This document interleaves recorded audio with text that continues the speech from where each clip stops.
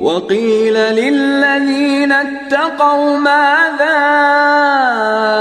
أنزل ربكم قالوا خيرا للذين أحسنوا في هذه الدنيا حسنة ولدار الآخرة خير ولنعم دار المتقين جنات عدن يدخلونها تجري من تحتها الأنهار لهم فيها ما يشاءون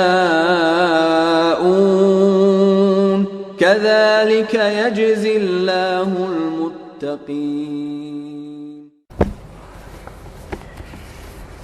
إن الحمد لله نحمده ونستعينه ونستغفره ونعوذ بالله من شرور أنفسنا ومن سيئات أعمالنا من يهده الله فلا مضل له ومن يضلل فلا هادي له أشهد أن لا إله إلا الله وحده لا شريك له وأشهد أن محمدا عبده ورسوله لا نبي بعده. اللهم إنا نسألك علما نافعا ورزقا طيبا وعملا متقبلا. اللهم إنا نسألك الهدى والتقى والعفاف والغنى.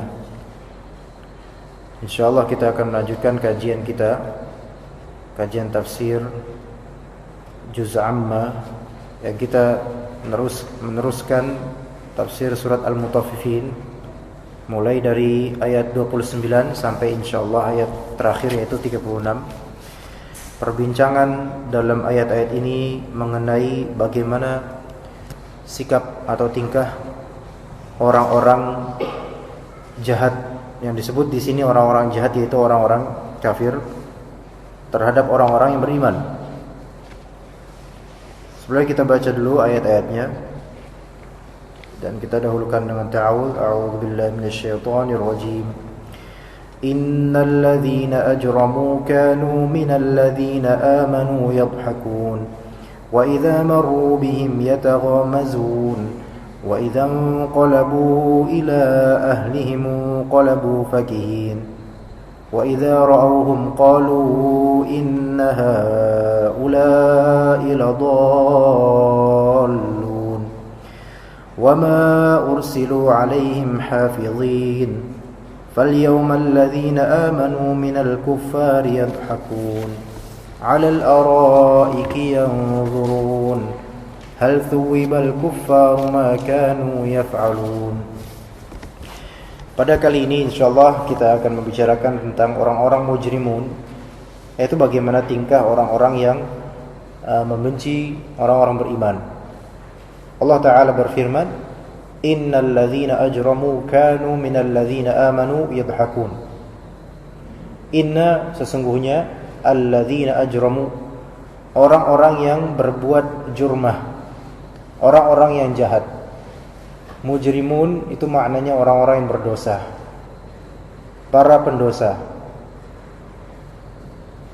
Tentu setiap orang beriman pun mereka memiliki dosa. Ya, tidak ada satupun dari orang beriman melainkan pernah melakukan dosa. Tetapi orang-orang beriman tidak layak disebut sebagai pendosa. Berbeda dengan orang-orang yang layak disebut pendosa.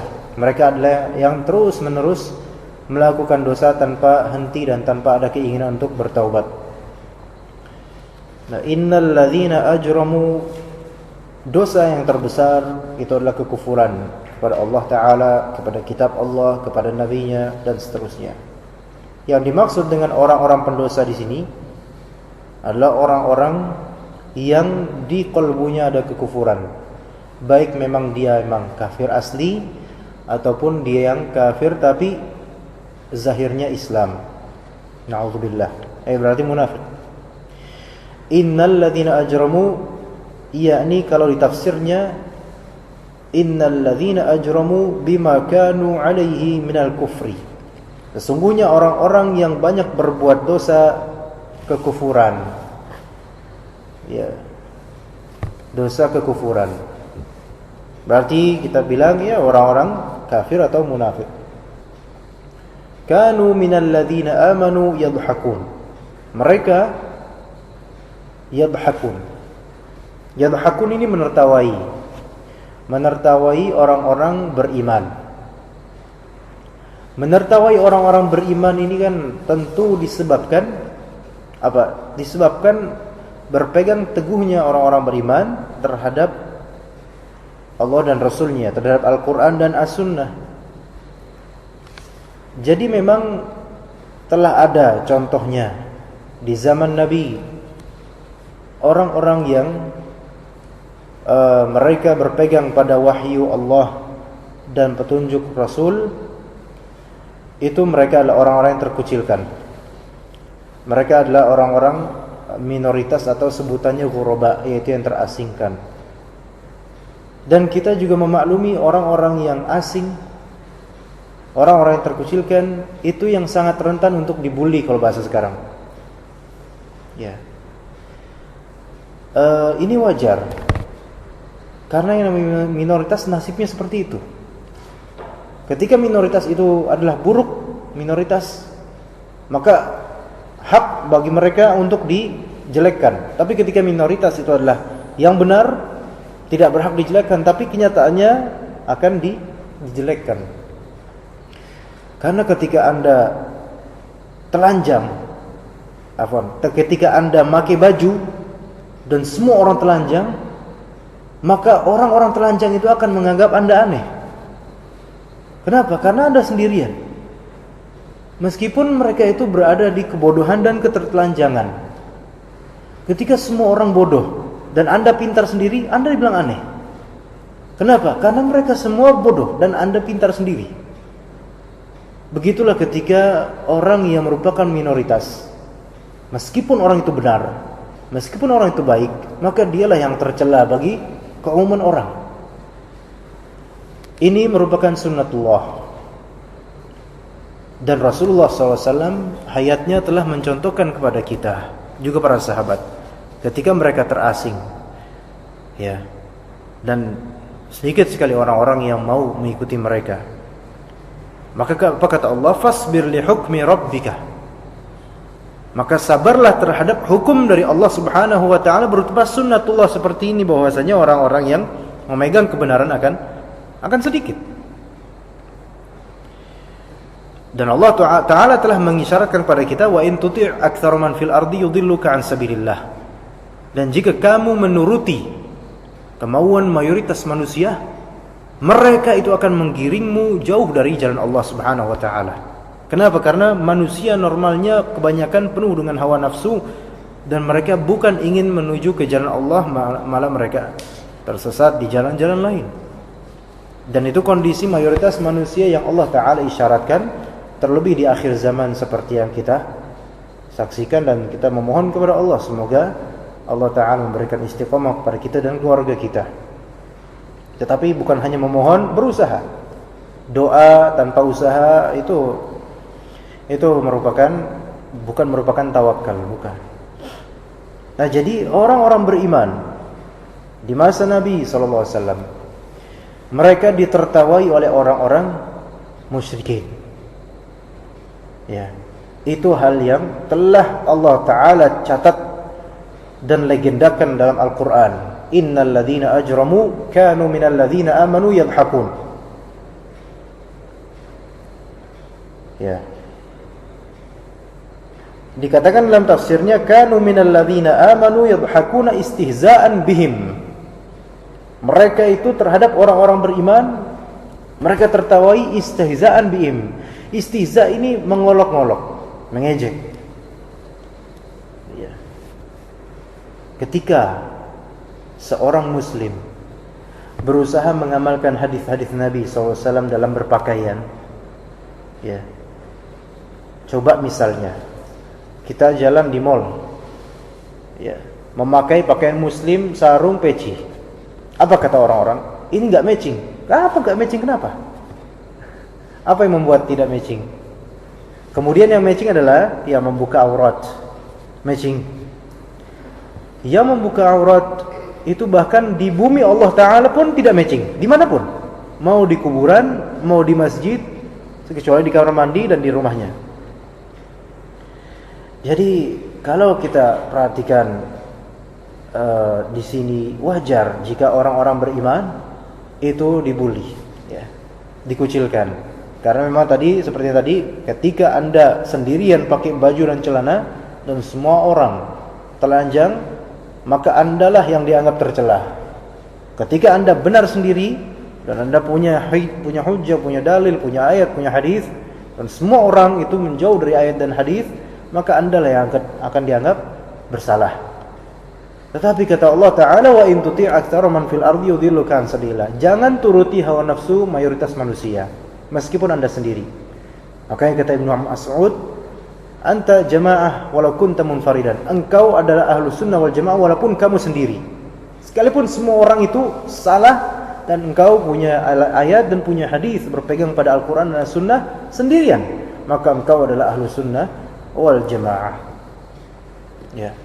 Jadi yang namanya ahlus sunnah wal jamaah bukan masalah banyak-banyaknya kelompok, banyak-banyak pengikut, atau banyaknya orang yang menyukai kita. Karena belum tentu orang menyukai kita karena ilmu kita, belum tentu. Bisa jadi orang menyukai kita karena kita punya properti, karena kita punya uang banyak, karena hal-hal yang sifatnya duniawi.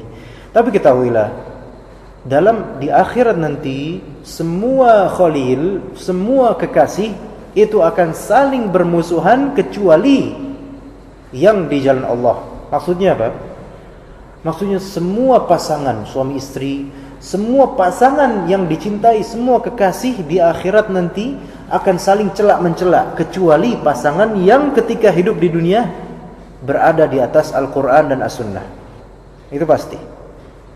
Ya, jadi mungkin seseorang sangat romantis di dunia terhadap istrinya atau kekasihnya, romantika kehidupan dijalani dengan sempurna, tapi ternyata tidak di atas rel syariat. Maka nanti di akhirat istrinya akan menuntut suaminya, kenapa engkau tidak mengajarkan kepada istri dan anak-anak agama Allah, sehingga sekarang terjebloskan ke neraka. Nah, suaminya bilang, ya mau menjawab apa?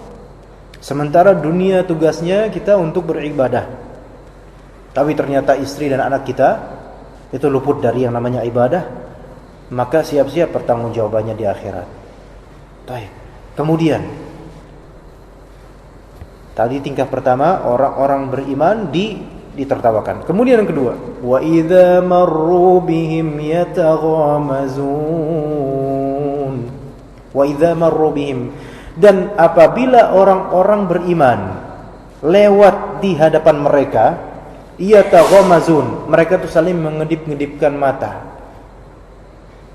Ya, jadi wa idza marru bihim, kalau misalnya ada orang beriman, ya, lewat, misalnya seorang yang beriman habis sholat misalnya, ya, habis sholat kemudian di pinggir jalan ada beberapa orang ya, yang sholat pun wallahu a'lam gitu kan, kita nggak tahu sholat atau enggak, kemudian melihat ini orang pakai pakaian, pakai baju koko ini, kemudian yang di samping jalan itu beberapa orang langsung ngedip-ngedipin mata. Maksudnya apa? Berusaha menghibah gitu. Tuh lihat, tuh lihat, lihat tuh orang so alim tuh, gitu. Nah, ini nih tingkah sebenarnya dulu seperti ada di zaman Nabi SAW, tapi tingkahnya orang-orang kafir. Amat disayangkan sekarang kalau misal di sekolahan sekarang, ketika ada siswa yang soleh dan semua murid bengal, semuanya ada yang pacaran, ada yang zina, ada yang obat, ada yang nauzubillah, gitu kan?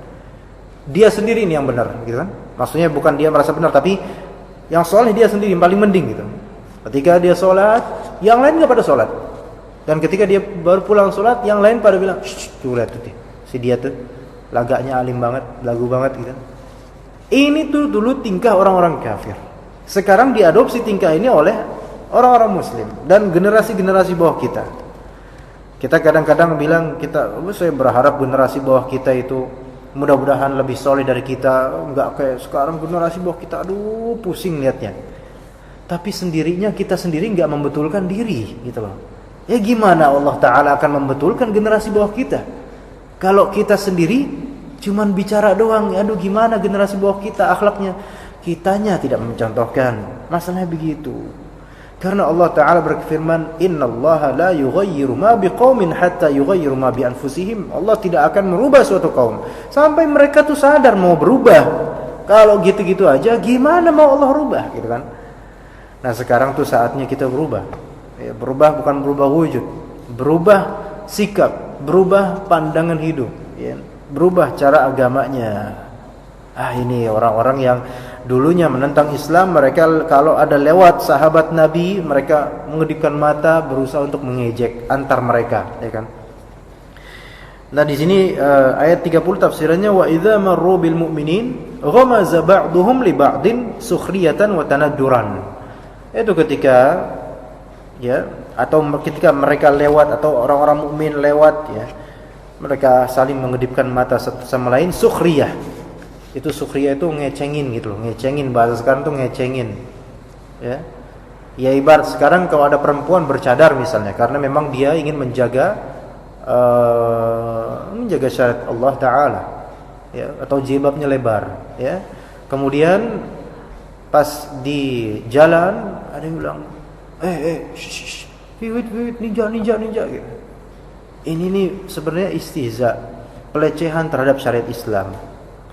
Kalau misalnya perempuan tersebut keluar pakai pakaian seksi atau pakai tank top atau pakai apa gitu kan yang kelihatan auratnya, kemudian laki-laki di samping di jalanan kemudian menatapi dirinya, ya wajar kemudian dicengin, "Fiwit, gitu. Wajar. Kenapa? Karena dia mengundang gitu. Jadi dosa itu berlipat-lipat ke perempuan itu. Tapi kalau perempuan menjaga agamanya kemudian dicengin, maka ini masuk wa idza marru bihim yataghamazun. Kemudian ayat berikutnya, wa idza qalabu ila ahlihim inqalabu fakihin. Dan ketika ketika mereka berpulang, ya, itu ketika orang-orang yang berdosa itu inqalabu ila ahlihim, pulang ke keluarganya, pulang ke kaumnya, ya kan? Pulang ke keluarganya, maksudnya pulang ke rumah misalnya. Ya, inqalabu fakihin, maka mereka itu pulang dengan rasa senang telah membuli orang beriman. Jadi terus cerita sama istrinya. Tuh lihat tadi saya ketemu si itu tuh, siapa tuh? Yang belaga alim tuh siapa tuh? Gitu. Ngomong sama istrinya kayak gitu. Tadi saya ketemu sama belaga alim tuh, aduh laganya gini-gini, diomongin, diribahin dan seterusnya. Ini tingkahnya seperti ini, ya. Ya mungkin juga kita kadang-kadang seperti ini. Nah, jadi inqalabu fakihin, pulang dengan rasa tuh bangga telah berhasil mengejek orang yang beriman, mengejek orang yang menegakkan agamanya. Dalam tafsir, wa idza raja'u ila ahlihim, ketika mereka pulang ke keluarga mereka, ke rumah mereka, ke kampung mereka, raja'u farihin, mereka pulang dengan perasaan senang tuh, bangga, bima hum alaihi minal kufur, karena kekufuran mereka. Bangga, kafir tuh bangga, kekufuran tuh bangga. Membuli orang-orang beriman, membuli syariat Islam, bangga. Wal istihza' bil mu'minin, dan mencela orang beriman, bangga. Na'udzubillah.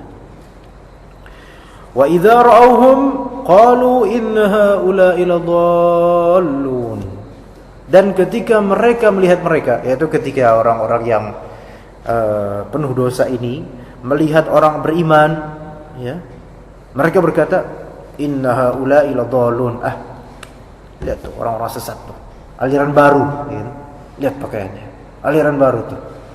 Nah, padahal orang-orang yang dianggap aliran baru ini, mereka punya dalil dalam menerapkan jalan agamanya. Nah, ini kebalik. Orang sesat tapi menganggap bahwasanya orang yang berpegang kepada Al-Quran dan hadis itu yang sesat. Dan itu terjadi sekarang, Masya Allah. Jadi ayat-ayat yang Allah Ta'ala firmankan itu bermanfaat buat masa kini semuanya, dan membuktikan bahwasanya ayat-ayat ini juga terjadi di masa sekarang untuk kita pelajari. Makanya sebenarnya kalau memang kita ini muslim, sempatkanlah kita belajar Al-Quran. Dan belajar Al-Quran maksudnya bukan sekadar tahsin, tajwid, cukup dan belum. tafsirnya, dan belajarnya bukan baca doang sendiri. Kalau baca sendiri, ya semua orang juga bisa baca sendiri. Akhirnya pakai penafsiran masing-masing. Tapi bergurulah, cari siapa yang bisa mengajarkan, ya kan? Nah, itu ketika mereka melihat orang-orang iman, lihat tuh orang sesat, aliran baru, aliran siapa sih gitu.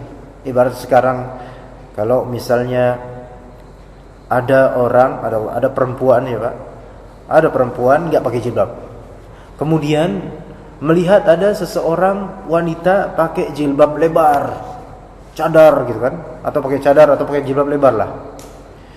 Ditanya sama yang nggak pakai jilbab nih, saudari, kamu ini aliran apa sih? Kok jilbabnya kayak gini? Ini modelnya nih.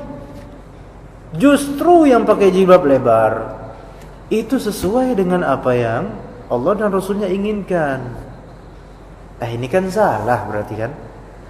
Kenapa ya? Kita maklumi mungkin karena perempuan ini nggak tahu kalau misalnya jilbab itu seperti itu.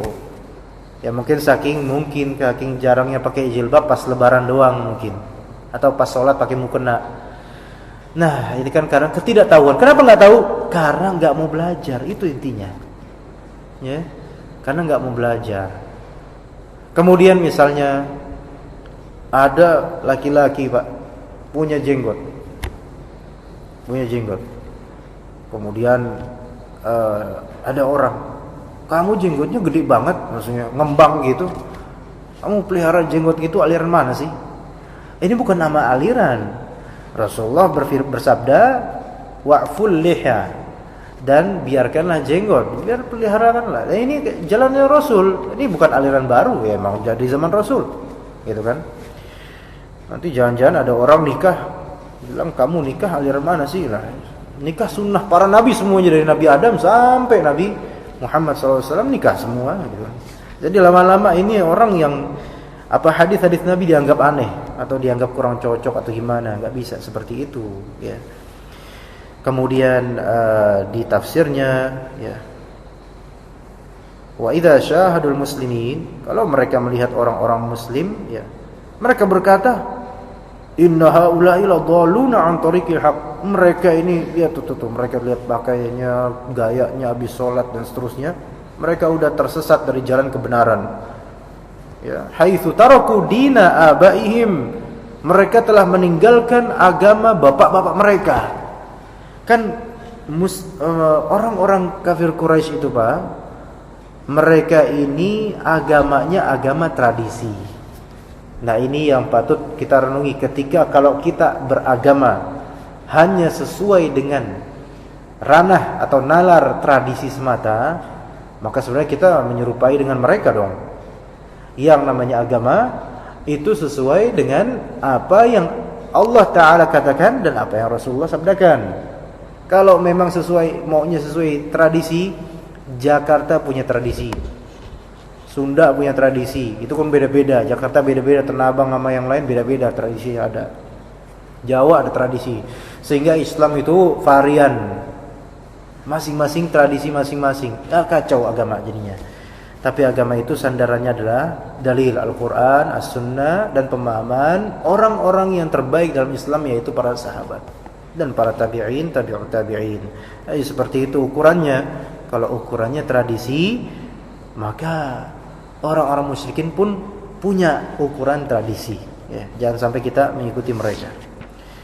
Baik, kemudian wa ma ursilu 'alaihim hafizin, padahal mereka, ya, orang-orang yang penjahat berdosa itu tidaklah dikirim oleh Allah alaihim hafizun, untuk menjadi penjaga bagi orang-orang mukmin.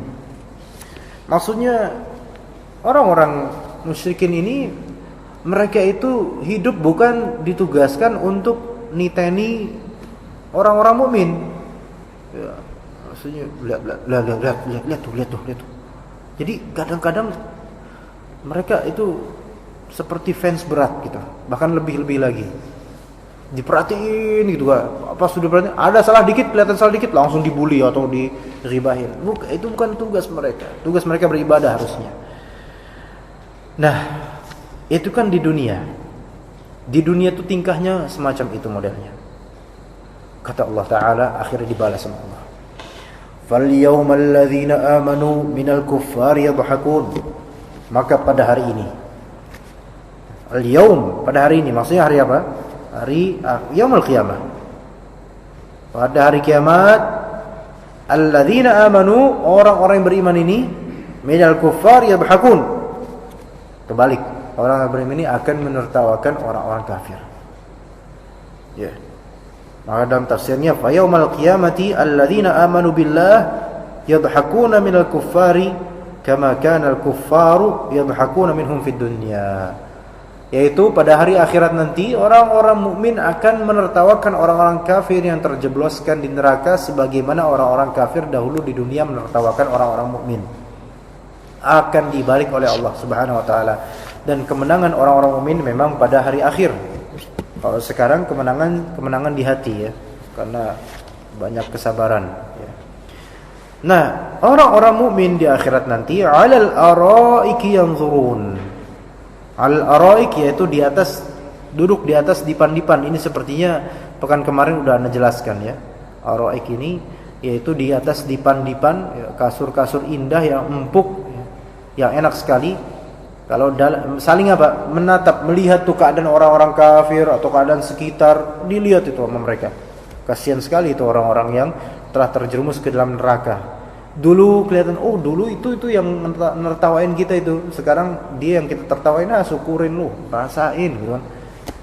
Dah tambah sengsara gitu kan. Nah, kata mufassirun, kata ahli tafsir, 'alal asirratil muzayyanati, yaitu mereka itu duduk di atas kasur-kasur, sarir-sarir, ya, kasur-kasur empuk yang terhiaskan dengan hiasan-hiasan surga. Yanzuruna ila ma a'addallahu lahum. Mereka melihat kepada apa yang Allah persiapkan untuk mereka minan na'im ad-daim, dari kenikmatan yang abadi. Jadi enak nanti. Tapi mereka juga akan melihat orang-orang kafir yang ada di neraka. Naudzubillah. Hal thuwibal kuffaru ma kanu yaf'alun. Hal di sini dimaknai sesungguhnya. Memang hal artinya apakah, tapi makna di sini penegasan. Sesungguhnya kufar, orang-orang kafir, thuwiba, diberi ganjaran atas apa yang telah mereka lakukan selama di dunia. Kata ahli tafsir, laqad juziyal kuffar ala a'malihim allati 'amiluha fid dunya bil 'adzabil muhin. Maka orang kafir pasti akan diberikan jaza, balasan ganjaran atas amalan-amalan yang telah mereka lakukan di dunia, dan ganjaran itu berupa azab yang pedih. Kemudian di sini ada cerita berkenaan dengan itu. Ya, cerita berkenaan dengan kesabaran orang-orang beriman. Dan memang cerita-cerita ini ada kaitannya dengan ayat. Ya, ada kaitannya dengan ayat. Kesabaran Rasulullah ketika menghadapi penghinaan orang-orang kafir Quraisy. Bagaimanakah Rasulullah ketika itu? Ibnu Mas'ud menceritakan suatu ketika saat Rasulullah berdiri menunaikan solat di samping Ka'bah. Ini pas periode Mekah ya, awal-awal Islam. Rasulullah itu diri menunaikan solat menghadap di samping Ka'bah, yang menghadap ke Ka'bah. Pada waktu itu pula ada sekelompok orang-orang Quraisy sedang duduk dalam suatu majelis ya. Ibarat ini masjid, kemudian ada orang-orang lagi nongkrong misalnya di depan sana misalnya. Ya. Tiba-tiba salah seorang dari orang Quraisy itu kan melihat tuh, pada ngelihat Rasulullah lagi sholat, lihat Muhammad tuh, lihat tuh anak tuh, lihat gitu kan. Lagi sholat. Tuh anak tapi udah 40 tahun lebih itu Rasulullah ya. Namun ada yang bilang gini, sini, kalian tuh jangan cuma ngeliatin doang. Enggak cukup ngeliatin doang. Enggak puas lah. Masa dilihatin doang dia lagi sholat. Siapa di antara kalian yang bersedia untuk pergi ke rumah jagal si fulan, yaitu rumah jagal yang yang biasa motong kambing, motong sapi gitu ya, perusahaannya gitu. Nah, coba tuh di sana tuh ada fulan, dia punya usaha jagal kambing atau jagal sapi atau jagal unta gitu kan. Nah, kita ambil tinja kotoran, ambil darah, dan ketuban ternak yang lagi disembelih. Kemudian bawa kemari. Siapa yang bisa? Habis itu, yuk kita tunggu sampai Muhammad sujud. Ntar pas dia sujud, kita letakin kotoran di punggung dia tuh. Nah, kemudian salah seorang di antara mereka ada yang bangkit. Ya, aneh siap bro, gitu kan. Aneh siap. Pada saat Rasulullah bersujud itu udah selesai proses itu, diambil itu tinja ketuban, ya, kotoran, gitu kan. Laki Quraisy itu melemparkan berbagai macam kotoran tersebut ke atas punggung beliau pas lagi sujud. Plok plok plok plok plok. Rasulullah masih terus dalam keadaan sujud.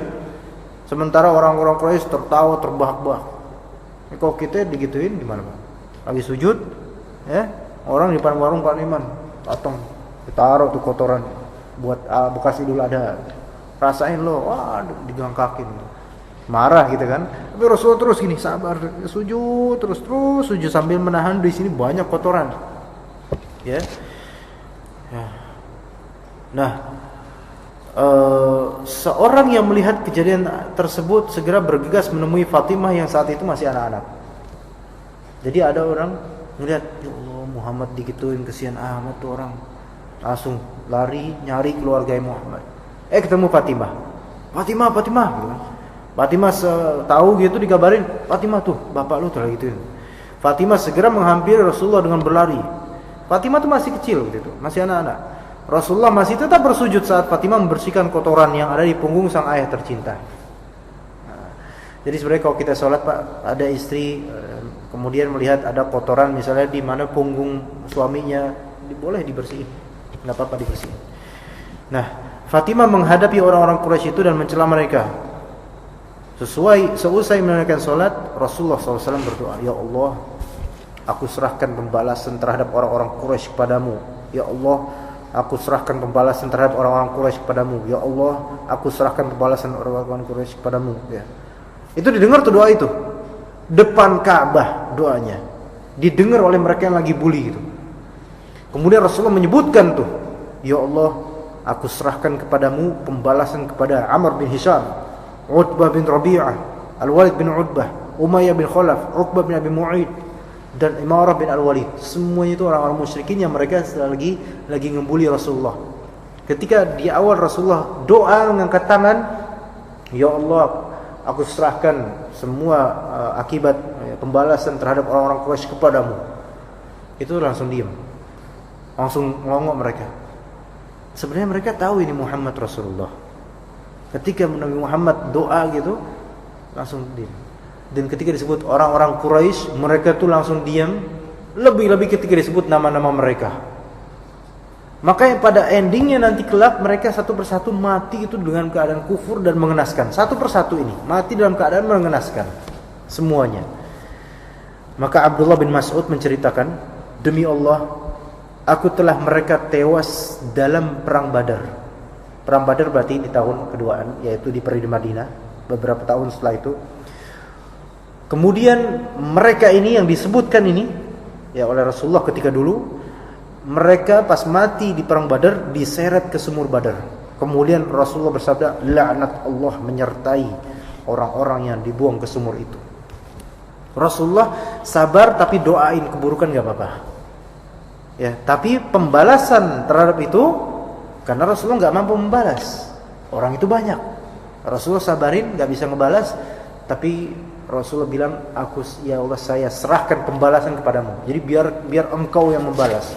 Dan pembalasan dari Allah itu jauh lebih besar, jauh lebih mengerikan, gitu Pak. Ya. Baik. Jadi tadi kita ulang untuk ayat tadi, orang-orang kafir ini tingkah mereka pertama, kanu minal ladzina amanu yadhakun, terhadap orang-orang beriman mereka pertama menertawai, ya. Kemudian wa idza marru bihim yataghamazun, kalau misalnya mereka lewat, orang beriman lewat, mereka mengedip-edipkan mata, mengejek gitu kan. Wa idza qalabu ila ahlihim qalabu fakihin, kalau mereka pulang ke rumah, mereka senang telah berhasil membuli orang-orang mukminin. Wa idza ra'ahum qalu inna haula'i ladallun, ketika mereka melihat orang-orang beriman, mereka bilang, tuh lihat orang sesat, ya kan. Nah, itu ada 4 berarti ya. Tadi pertama nertawain, kedua memicingkan mata, menggibahi, ya. Ketiga, berbangga dengan penghinaan dari mereka. Kemudian yang keempat, mengatakan orang beriman itu sesat dari jalan yang benar. Ya. Pak Warsono bisa disebutkan yang tadi?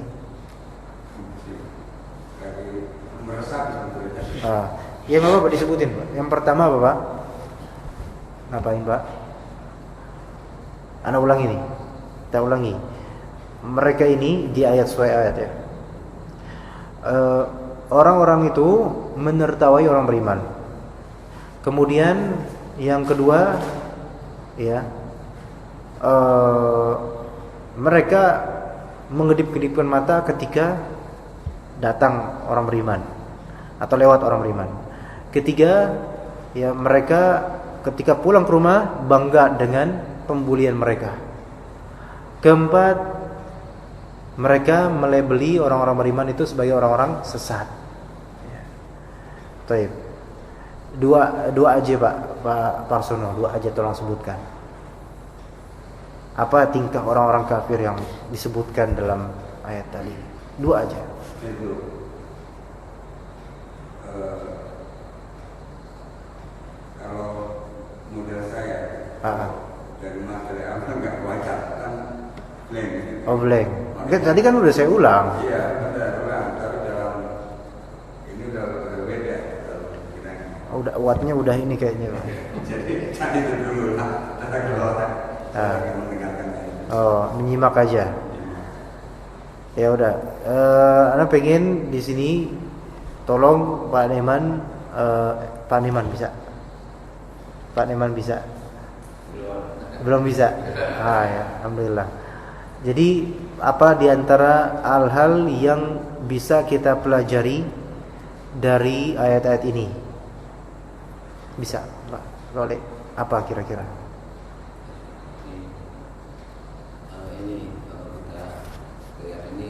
Kita harus kesimpulan bebas saya. Ayo terserah. Bahwasanya kita sedapat mungkin menghindari sifat-sifat yang telah Allah tuliskan di sini, yaitu apabila kita melihat orang beriman tidak serta-merta mereka itu sesat, bahkan juga dianggap kalau mungkin sekarang ini dianggap bahwasanya yang berjalan di atas kebenaran itu adalah seorang yang aneh. Yang begitu ya kita harus menjaga dari hal itu dan kalau bisa saya simpulkan bahwa sesungguhnya kita harusnya lebih iri terhadap kebenaran dan kebaikan. Jadi sedangkan mungkin kita kalau boleh bilang bakhil terhadap ajur atau pahala. Kita pelit. Motivasi kita untuk meraih itu. Atau maruk akan pahala gitu. Bukan pelit maruk. Iya. Jazakallah khair Pak. Ini Pak Le ya. Bisa Pak Firman silakan. Jadi yang tadi dibahas itu mengenai sifat-sifat orang kafir terhadap orang beriman. Dimana Allah telah memberitahu kepada kita semua bahwasanya orang kafir itu punya sifat terhadap orang beriman, yaitu mentertawakan. Jadi terhadap keimanan mereka, orang kafir ini mentertawakan. Kemudian yang kedua, ketika orang beriman itu berjalan di depan mereka itu mengejek juga gitu, dengan cara menunjukkan matanya di antara kawan mereka. Jadi sifat-sifat ini yang dipunyai oleh orang kafir, dan sifat-sifat ini diwariskan juga oleh generasi Muslim yang sekarang ini, di mana yang minoritas itu dianggap aneh gitu, orang yang menjalankan syariat dianggapnya aneh. Gitu.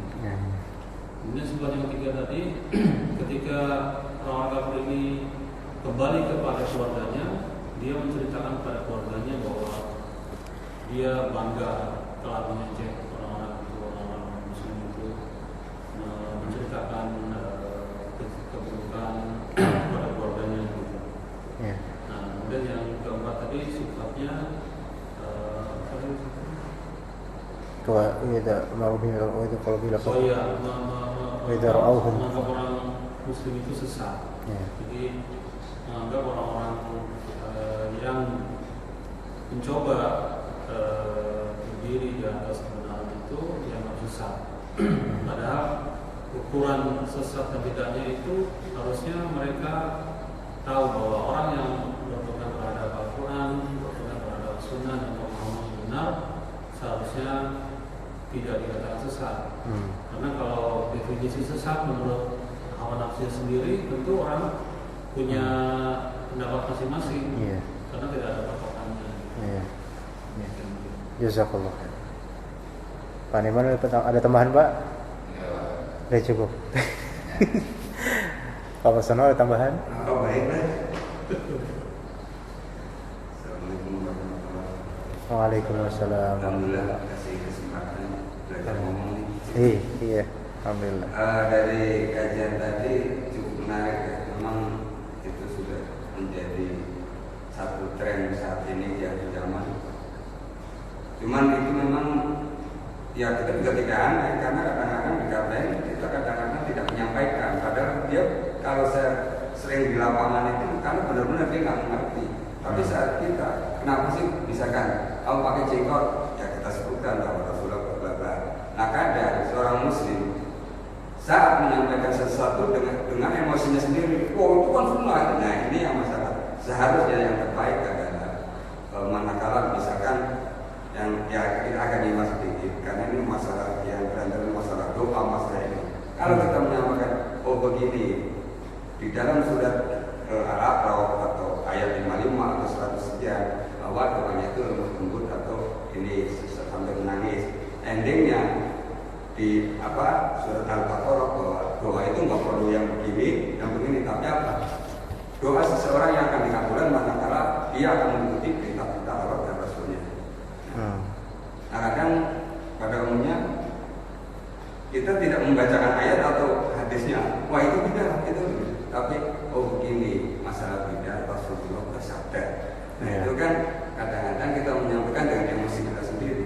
Tapi kalau yang awal kita adalah baca itu ayat atau sunnah, insya Allah orang akan tersentuh gitu kan. Nah kadang banyak hal yang memang kecil tapi bisa berbahaya karena kadang-kadang kita masih pakai emosi. Ejekan mereka jelas ayatnya karena mereka belum. Nah, kalau kita sudah beritahu kok masih itulah akan disebut mungkin ya kafir ya, zalim mungkin. Nah, itu kadang-kadang dilakukan kalau mereka tidak ada belum ada tahu lah belum kita sampaikan yang sudah Islam itu apa. Karena mereka masih terus begitu tradisi karena ayat jelas sangat berat untuk menunggu tradisi itu. Itulah yang harus dari kita yang mungkin seorang muslim yang sudah memiliki ilmu, memiliki ya sabar dan mengerti. Nah kadang yang terjadi di lapangan, kenapa mereka tidak menerima? Kadang-kadang kita yang sudah berilmu, kadang-kadang menutup diri, tidak pernah menyampaikan kebenaran itu apa. Makanya ibaratnya kadang kalau menghadapi mereka sekalipun itu pistol kepala kan tidak masalah.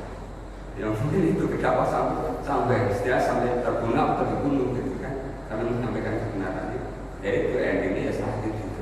Tapi malah kalau sekarang itu malah lebih sering bukan lebih sering. Kadang-kadang juga sebagiannya sudah disampaikan.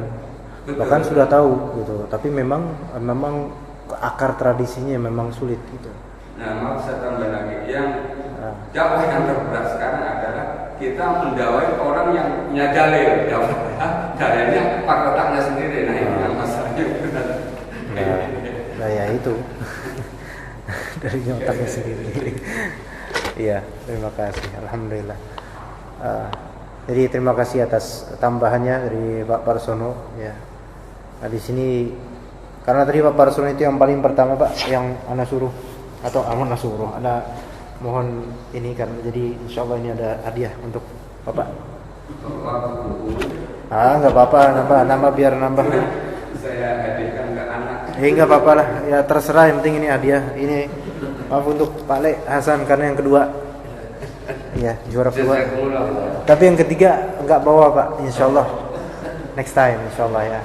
Insyaallah Pak Neman juga mudah-mudahan nanti bisa menambahkan, Pak Mul juga insyaallah. Ini waktunya kan udah ini. Jadi kita cukup sampai sini aja Pak ya, insyaallah Pak ya. Ada tambahan Pak? Kira-kira? Belum ditutup ini. Belum. Enggak tega juga. Silakan Pak, ada masukan tambahan dipersilakan. Waalaikumsalam warahmatullahi wabarakatuh.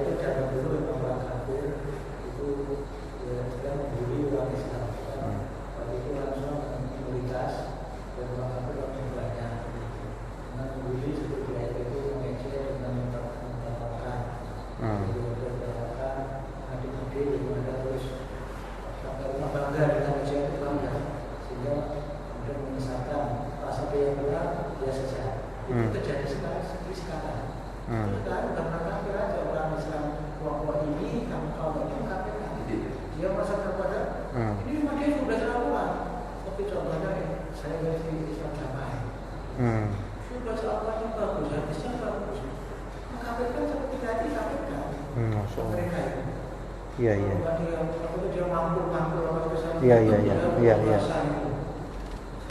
Jadi dia belajar apa benar dia terapa. Berarti apa? Harus apa? Sama kita. Iya. Dianggap najis ya. Sekarang gambar aja orang sendiri itu mengkafirkan orang yang tidak sepaham. Itu yang terjadi sekarang ini. Masya Allah. Ya. Terima kasih Pak. Orang kafir Kristen jelas. Muslim jelas. Orang Indonesia jelas kita itu tidak macam sendiri kita orang kita. Iya Pak, Masya Allah. Menganggap dia paling benar. Kita salah. Masya Allah. Kayak keluar semua unek-uneknya itu. Ya udah nih Pak, saya kasih tas aja.